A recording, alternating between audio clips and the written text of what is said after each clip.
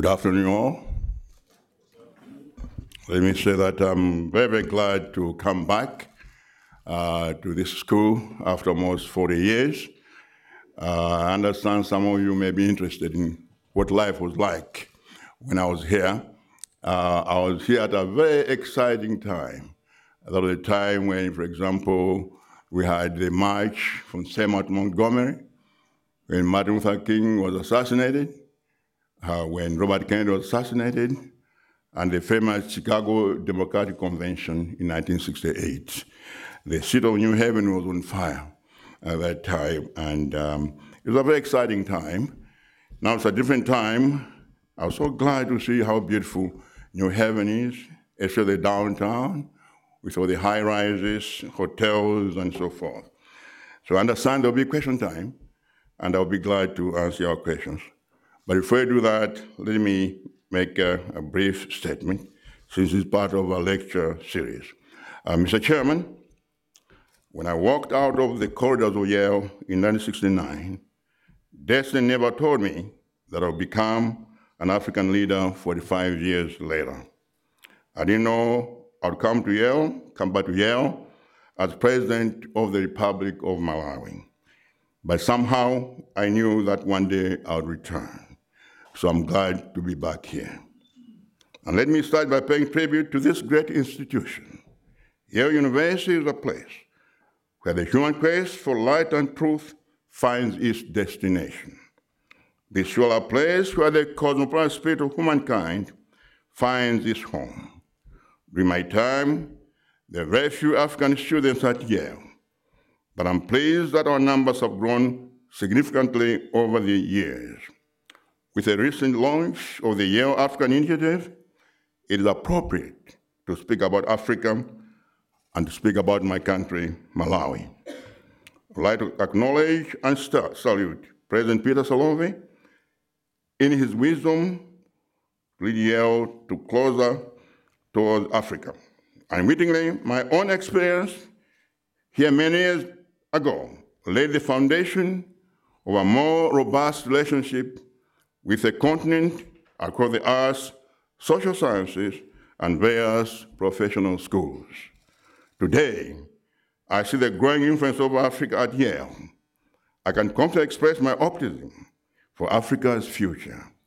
In his book, The End of Poverty, Professor Jeffrey Sachs says, quote, "Let the future say over a generation that we set forth mighty currents of hope and that we work together to heal the world," end of quote. As part of Yale's recent past, I'm hopeful that we can work together to build the future of a more prosperous Africa. At the heart of this endeavor lies the question of how we choose to govern.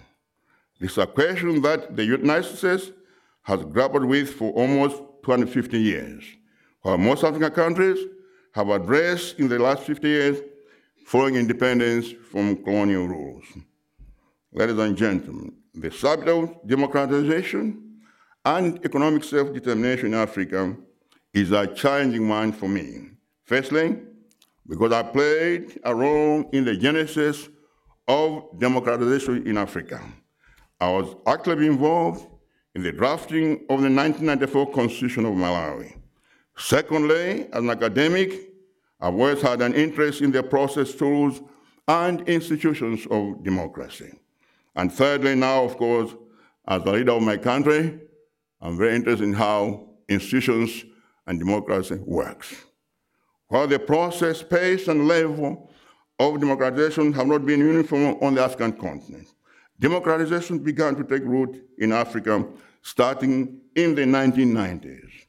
Although it has not been an even or smooth transition, we can celebrate the fact that democracy has come to stay in Africa. On the other hand, economic self-determination continues to be elusive for many African countries.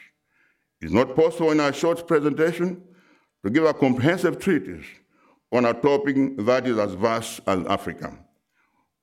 Whereas there are common trends and features, I wish to dwell on my country, Malawi, which the best captures the story of democratization and the spirit of economic self-determination in Africa. In my present address, I wish to speak of democratization in 3 dimensions. 1, the process, tools, and institutions of democratization in Africa, including how Malawi achieved a democratic political system.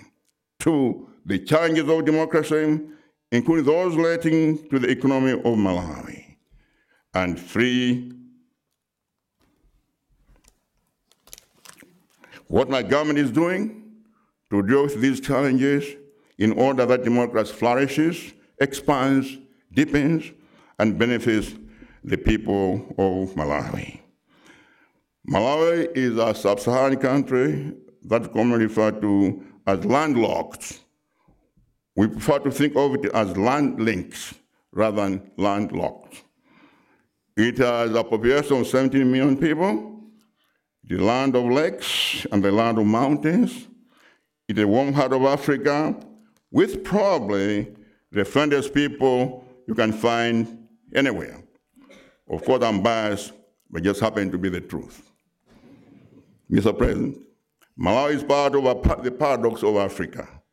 It is a rich country in terms of natural resources, but sadly is ranked as being among the poorest in the world.